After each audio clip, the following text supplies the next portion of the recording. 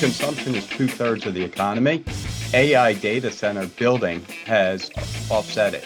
So it just goes to show you how much the consumer is kind of retrenching, that whole benefit from data centers is kind of getting washed out a little bit.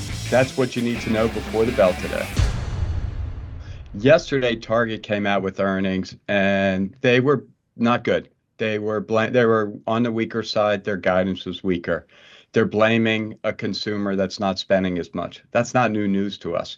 We've heard it from lower end food retailers like Chipotle, Starbucks, Cava.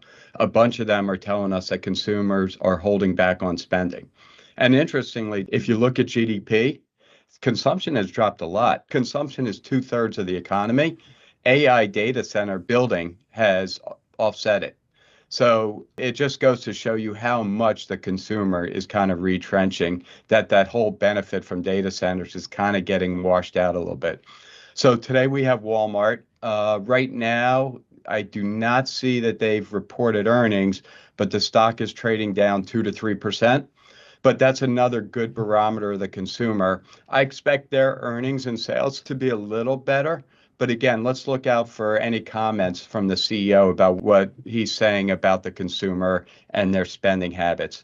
Markets are relatively flat. S&P's opening up about 10, down about 10. Bonds a little soft this morning, but not too much. It's really kind of the calm before the storm here. The Fed Jackson Hole Symposium kicks off tomorrow with a Chairman Powell speech at, I believe it's 10 o'clock in the morning.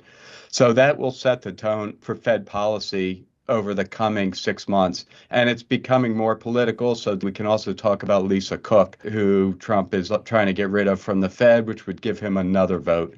The other interesting thing that many people may not have noticed is Bitcoin is down 10% now over the last couple of weeks. And I think if you read our commentary, what's important in the commentary is that Bitcoin and NASDAQ and speculative stocks have been very highly correlated. So like Bitcoin or don't like Bitcoin, it's worth keeping an eye on it to see it's a gauge of sentiment and speculation. So that's what you need to know before the bell today.